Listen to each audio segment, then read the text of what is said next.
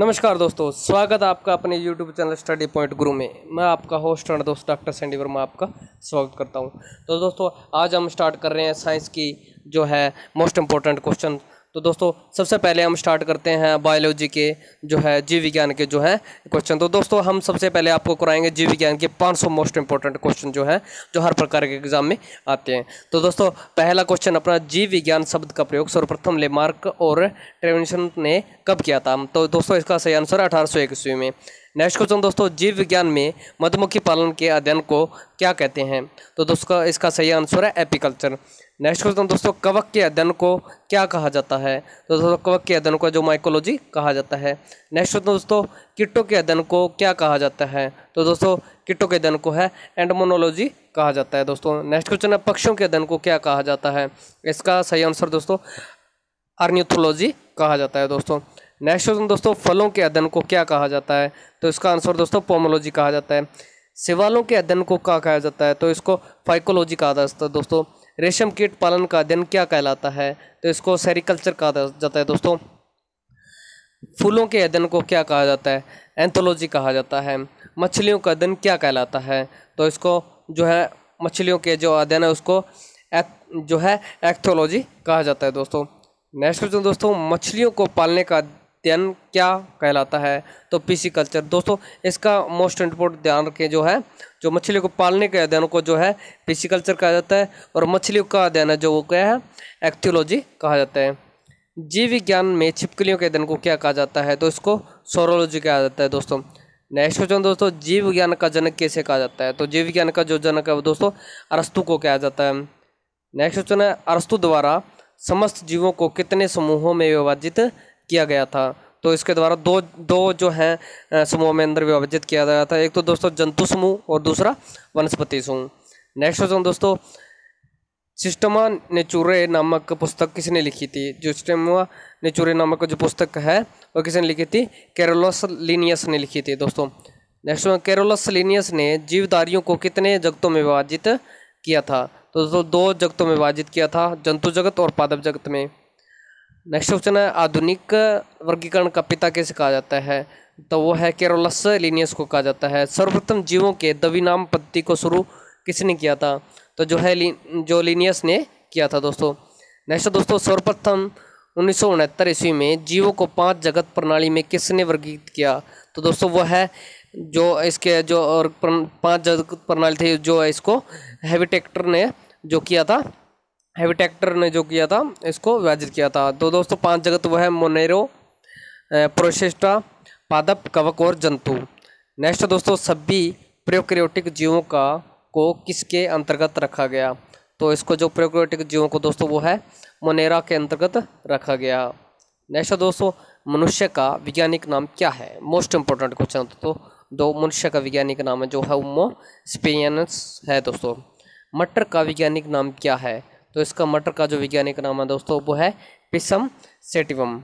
Next दोस्तों, चना का वैज्ञानिक नाम क्या है? तो इसका जो नाम है दोस्तों वो है सिसर एरेंटिनियम। तो दोस्तों जो हम ये क्वेश्चन करा रहे हैं इसमें जो आपको मोस्ट क्वेश्चन आपको हर प्रकार के एग्जाम में मिल जाएंगे दोस्तों। एक क्वेश्चन इसमें से जरूर पूछा जाता है, चना, मटर, होमन जो इनके वैज्ञानिक नाम। तो दोस्तों इसे आप ध्यान से पढ़ लें। मेंढक का वैज्ञानिक नाम क्या है? तो मेंढक का वैज्ञानिक नाम हुआ है राना टिग्रिना। तो नेक्स्ट क्वेश्चन है, बिल्ली का वैज्ञानिक नाम क्या है? तो वह है फेलिस डोमेस्टिका। कुत्ते का वैज्ञानिक नाम क्या है? तो कुत्ते का जो वैज्ञानिक नाम है वो दोस्तों कैनिस फेमिलियरिस है दोस्तों। आम का वैज्ञानिक नाम जो है वो है मैंजीफेरा इंडिका है दोस्तों। मक्खी का वैज्ञानिक नाम क्या है? मुस्का डोमेस्टिका दोस्तों। सरसों का वैज्ञानिक नाम क्या है? तो वो इसका सरसों का वैज्ञानिक नाम है वो ब्रासिका कैम्प्रेसिस्ट है दोस्तों। गेहूं का वैज्ञानिक नाम क्या है? जो गेहूं का वैज्ञानिक नाम है दोस्तों वो है ट्रेटिकम एस्टिवम है दोस्तों। धान का वैज्ञानिक नाम क्या है? तो इसका वैज्ञानिक नाम जो है ओरिसिजा सेटिवा है दोस्तों। तो दोस्तों जो ऊपर हमने जितने वैज्ञानिकों के नाम बताए हैं दोस्तों द्विनाम पद्धति के उदाहरण है दोस्तों वो। नेक्स्ट दोस्तों, द्विनाम पद्धति में पहला शब्द किसका पहचान बताता है? तो दोस्तों पहला शब्द है जो है वो वंश की पहचान बताता है कि कौन से वंश से रिलेटेड है दोस्तों। द्विनाम पत्ती में दूसरा शब्द किसका पहचान करवाता है, तो वो जाति का पहचान करवाता है दोस्तों। जैसे कि धान का वैज्ञानिक का नाम जिसमें है ओसिजा स्टीवा। जो ओसिजा है दोस्तों, ये धान का जो है इसकी पत्ती जो धान का वंश है उसके बारे में बताता हूँ, ये किसका वंश है जो है। दूसरा दोस्तों जो स्टीवा है, जो कि द्विमान पत्ती के नाम से जो दूसरा नाम है वो इसके जाति का विरोध करवाता है कि ये कौन सी जो है ब्रीड का है। तो नेक्स्ट क्वेश्चन दोस्तों, कोशिका विभाजन में जीव द्रव्य का नामकरण सर्वप्रथम किसने दिया था, तो जो इसको जो है पुरेकिंजी ने दिया था। जीवन का भौतिक आधार किसको कहा जाता है, तो जीवन का जो भौतिक आधार है दोस्तों वो जीव द्रव्य को कहा जाता है। नेक्स्ट क्वेश्चन दोस्तों, जीव द्रव्य को कितने भागों में बांटा जाता है, तो जीव द्रव्य को 2 भागों में बांटा गया दोस्तों, कोशिका द्रव्य जिसको साइटोप्लाज्म कहते हैं और केंद्रीय द्रव्य जिसको न्यूक्लियोप्लाज्म कहते हैं। नेक्स्ट क्वेश्चन दोस्तों, जीव द्रव्य में सबसे अधिक कौन से तत्व पाए जाते हैं, तो दोस्तों जो है जीव द्रव्य में सबसे जो है अधिक है वो ऑक्सीजन पाया जाता है। जीव द्रव्य में लगभग कितना प्रतिशत भाग जल का रहता है, दोस्तों जो जल का भाग है वो जीव द्रव्य में वो 80% रहता है। जीवन की सबसे छोटी इकाई क्या है, तो जो दोस्तों जीवन की सबसे छोटी इकाई है वो कोशिका है। ये इंपॉर्टेंट क्वेश्चन है दोस्तों, इसका आप मोस्ट इंपॉर्टेंट ध्यान रखें। कोशिका के अध्ययन को क्या कहा जाता है, जो कोशिका के अध्ययन को वह साइटोलॉजी कहा जाता है। कोशिका शब्द का प्रयोग सर्वप्रथम किसने किया, तो रॉबर्ट हुक ने किया दोस्तों। सबसे छोटी कोशिका किसकी होती है, तो सबसे छोटी कोशिका है वो माइकोप्लाज्म की होती है, माइकोप्लाज्म ग्लेस्टिग्मा की होती है। तो नेक्स्ट क्वेश्चन है दोस्तों, ये भी मोस्ट इंपॉर्टेंट क्वेश्चन दोस्तों, जो आपको हमने बताया सबसे छोटी कोशिका किसकी होती है, माइकोप्लाज्म ग्लेस्टिग्मा होती है। तो सबसे बड़ी कोशिका किसकी होती है, शुतुरमुर्ग के अंडे की कोशिका होती है। सबसे लंबी कोशिका किसकी होती है, वो तंत्रिका तंत्र की होती है। कोशिका सिद्धांत का प्रतिपादन किसने किया, तो वह है स्लाइडेन एवं स्वान ने किया दोस्तों। कोशिका सिद्धांत के अनुसार प्रत्येक जीव की उत्पत्ति किसके होती है, तो वो है कोशिका से होती है दोस्तों। कोशिका कितने प्रकार की होती है, जो कोशिका 2 प्रकार की होती है दोस्तों, वह है प्रोकैरियोटिक कोशिका एवं यूकैरियोटिक कोशिका। किस प्रकार की कोशिका में केंद्रक नहीं पाया जाता, तो दोस्तों प्रोकैरियोटिक जो कोशिका होती है उसके अंदर केंद्रक नहीं पाया जाता।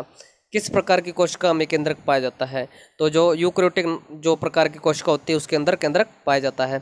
किस प्रकार की कोशिका प्रोटीन एवं कार्बोहाइड्रेट से बनी होती है, तो प्रोकैरियोटिक जो कोशिका है वो प्रोटीन और कार्बोहाइड्रेट से बनी होती है। किस प्रकार की कोशिका सेल्यूलोज से बनी होती है, तो सेल्यूलोज है दोस्तों वो यूकैरियोटिक कोशिका से बनी होती है। तो किस प्रकार की कोशिका में माइटोकॉन्ड्रिया अनुपस्थित होता है, तो प्रोकैरियोटिक कोशिका के अंदर जो दोस्तों वो माइटोकॉन्ड्रिया अनुपस्थित होता है।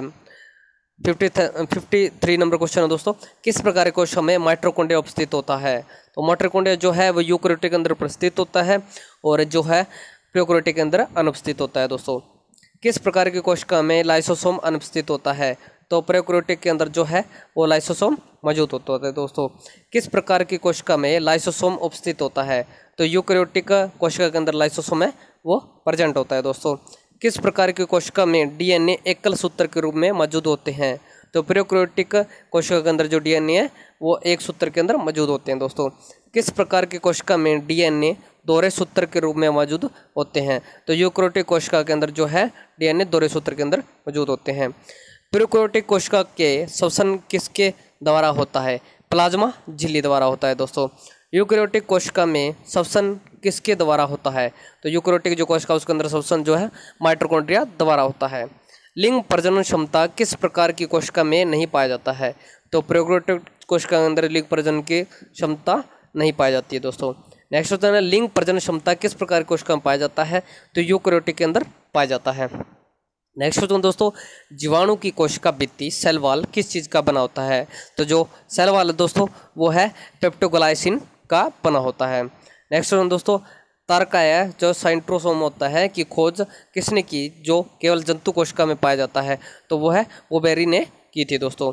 पादप कोशिका में सर्वप्रथम राइबोसोम की खोज किसने की, तो पादप कोशिका के अंदर सर्वप्रथम राइबोसोम की खोज दोस्तों वो है रॉबिन्स एवं ब्राउन ने की थी 1953 ईस्वी के अंदर। जंतु कोशिका में सर्वप्रथम राइबोसोम की खोज किसने की, तो राइबोसोम की खोज जो जंतु कोशिका के अंदर है वो जी.ई. पलाडे ने जो है 1955 के अंदर 1955 के अंदर की थी दोस्तों। राइबोसोम किस चीज़ का बना होता है, जो राइबोसोम है दोस्तों वो आरएनए एवं प्रोटीन का बना होता है। तो आरएनए का पूर्ण रूप है, जो आरएनए की फुल फॉर्म है उसको वो है राइबोन्यूक्लिक एसिड है दोस्तों। डीएनए का पूर्ण रूप क्या है दोस्तों, इसका है डिऑक्सी राइबोन्यूक्लिक एसिड है दोस्तों। नेक्स्ट क्वेश्चन दोस्तों, प्रोटीन की फैक्ट्री किसे कहा जाता है? तो प्रोटीन की फैक्ट्री दोस्तों वो है राइबोसोम को कहा जाता है। तो दोस्तों जैसे कि हमारे विज्ञान की वीडियो चल रही है, तो दोस्तों आप शेयर करना न भूलें, सब्सक्राइब करना न भूलें और ज़्यादा से ज़्यादा शेयर करें दोस्तों। नेक्स्ट क्वेश्चन दोस्तों, माइटोकॉन्ड्रिया की खोज सर्वप्रथम किसने की? तो माइटोकॉन्ड्रिया की खोज जो सर्वप्रथम है अल्टमेंट ने की थी दोस्तों। कब की थी? 1886 ईस्वी में। किसने माइटोकॉन्ड्रिया का नामकरण किया? तो नामकरण जो है बेंडा ने किया था दोस्तों। ऊर्जा युक्त कार्बनिक पदार्थों का ऑक्सीकरण कहाँ होता है? तो वो माइटोकॉन्ड्रिया में होता है दोस्तों। नेक्स्ट क्वेश्चन दोस्तों, कोशिका का पावर हाउस किसे कहते हैं? तो माइटोकॉन्ड्रिया को कोशिका का पावर हाउस कहते हैं। नेक्स्ट क्वेश्चन दोस्तों, कोशिका का इंजन किसे कहते हैं? तो माइटोकॉन्ड्रिया को कोशिका का इंजन कहते हैं। तो डीएनए कहाँ पाया जाता है? जो डीएनए दोस्तों वो माइटोकॉन्ड्रिया एवं क्लोरोप्लास्ट में पाया जाता है। नेक्स्ट क्वेश्चन दोस्तों, गोल्जी इकाई की खोज किसने की थी? तो जो कैमिलो गोल्जी ने गोल्जी इकाई की खोज की थी दोस्तों। कोशिका के अणुओं को यातायात प्रबंधक किसे कहा जाता है? तो ये गोल्जी इकाई को कहा जाता है दोस्तों। लाइसोसोम की खोज किसने की थी? तो लाइसोसोम की खोज है वो है डी डुवे ने की थी दोस्तों। भारी पदार्थों का भक्षण एवं पाचन करने के लिए लाइसोसोम में कितने प्रकार के एंजाइम पाए जाते हैं? तो जो लाइसोसोम के अंदर दोस्तों 24 प्रकार के एंजाइम पाए जाते हैं। नेक्स्ट क्वेश्चन दोस्तों, कोशिका का आतंकवादी थैली किसे कहा जाता है? तो जो कोशिका का आतंकवादी थैली है वो लाइसोसोम को कहा जाता है दोस्तों। एक इंपॉर्टेंट नोट है दोस्तों, स्तनधारियों के लाल रक्त कणिकाओं में लाइसोसोम नहीं पाया जाता। तो स्तनधारी होते हैं उनके अंदर जो रेड ब्लड सेल होते हैं लाल रक्त कणिकाओं में लाइसोसोम जो है वो नहीं पाया जाता है दोस्तों। तो नेक्स्ट क्वेश्चन दोस्तों, लवक प्लास्टिड किस प्रकार में पाए जाते हैं? जो है किस में पाए जाते हैं? वो सिर्फ पादप कोशिकाओं में पाए जाते हैं दोस्तों। जो आप ये वीडियो देख रहे हैं वो स्टडी पॉइंट गुरु में, मैं आपका दोस्त डॉक्टर सैंडी वर्मा। तो दोस्तों आप वीडियो को शेयर करना, सब्सक्राइब करना चैनल को और लाइक करना न भूलें। नेक्स्ट क्वेश्चन दोस्तों, लवक कितने प्रकार के होते हैं? तो 3। हरित लवक क्रोलोप्लास्ट कहते हैं जिसे, अरुणी लवक जी को लेकोप्लास्ट कहते हैं दोस्तों, वर्णी लवक वो होता है क्रोमोप्लास्ट कहलाते हैं। हरित लवक का रंग क्या होता है? तो हरित लवक का जो रंग है वो दोस्तों हरा होता है। नेक्स्ट दोस्तों, अरुणी लवक का रंग कैसा होता है? तो अरुणी लवक का जो रंग है वो रंगहीन होता है दोस्तों। वर्णी लवक का रंग क्या होता है? तो वर्णी जो लवक है उसका रंग दोस्तों रंगीन होता है, मुख्यतः रूप से लाल, पीले एवं नारंगी रंग का होता है। किसके अंदर क्लोरोफिल पाया जाता है? तो हरित लवक के अंदर दोस्तों वो है क्लोरोफिल पाया जाता है। पौधे किस प्रकार की सहायता से प्रकाश संश्लेषण की क्रिया करते हैं? तो क्लोरोफिल की सहायता से जो है प्रकाश संश्लेषण की क्रिया करते हैं दोस्तों। 88 क्वेश्चन दोस्तों, किसे पादप कोशिका का रसोई कहा जाता है? तो हरित लवक को जो है दोस्तों क्लोरोप्लास्ट को जो है कोशिका का रसोई कहा जाता है दोस्तों। पत्तियों का रंग पीला किसके उपस्थिति के कारण होता है? तो कैरोटीन की उपस्थिति के कारण जो है कैरोटीन पाया जाता है, जिस कारण पत्तियों का रंग पीला होता है दोस्तों। पौधे अपने भोजन का संग्रहण कहाँ करते हैं? तो जो है ये जड़ों या भूमिगत तनों में करते हैं दोस्तों। नेक्स्ट दोस्तों, वर्णी लवक पौधे के किस भाग में पाए जाते हैं? तो फूल, फल, बीती, बीज आदि में पाए जाते हैं। नेक्स्ट क्वेश्चन दोस्तों, टमाटर हरा से पीला किसकी उपस्थिति के कारण होता है? तो लाइकोपीन की जो उपस्थिति के कारण हरे से पीला होता है दोस्तों। गाजर किसकी उपस्थिति के कारण लाल नारंगी होती है? तो कैरोटीन की उपस्थिति के कारण लाल या नारंगी होती है। चुकंदर का गाढ़ा लाल रंग किस प्रकार की उपस्थिति के कारण होता है? जो चुकंदर का लाल गाढ़ा रंग है जो दोस्तों विटामिन के कारण होता है। कोशिका का सबसे प्रमुख अंग कौन सा है? तो कोशिका का सबसे प्रमुख अंग है दोस्तों वो है केंद्रक न्यूक्लियस है दोस्तों। केंद्रक द्रव्य में धागेनुमा पदार्थ के जाल को कहा जाता है, तो उसको क्या कहा जाता है दोस्तों? क्रोमेटिन कहा जाता है। क्रोमेटिन किस चीज़ का बना होता है? तो जो क्रोमेटिन है वो प्रोटीन एवं डीएनए में से बना होता है दोस्तों। मानव में गुणसूत्रों की संख्या पाई जाती है, तो मानव में गुणसूत्रों की संख्या दोस्तों वो है 23 जोड़े, 46 टोटल गुणसूत्र पाए जाते हैं। चिंपैंजी में गुणसूत्रों की संख्या पाई जाती है, जो चिंपैंजी होता है दोस्तों उसके अंदर कितने पाई जाती है? 24 जोड़े, 48 पाए जाते हैं दोस्तों। आज का लास्ट क्वेश्चन दोस्तों, बंदर में गुणसूत्रों की संख्या पाई जाती है, जो बंदर है गुणसूत्रों की संख्या उसके अंदर 21 जोड़े 42 गुणसूत्र पाए जाते हैं। तो दोस्तों आप हमें कमेंट करके जरूर बताएं कैसे लगा आपको आज का ये साइंस का बायोलॉजी का जो वीडियो है। तो दोस्तों आप चैनल को सब्सक्राइब करना, शेयर करना और लाइक करना न भूलें। दोस्तों दूसरी साइड में हमारी जो है हरियाणा जीके के करंट अफेयर की वीडियो चल रही है दोस्तों, उससे भी देखना न भूलें। मैं आपका होस्ट और दोस्त डॉक्टर सैंडी वर्मा बहुत बहुत धन्यवाद करता हूँ।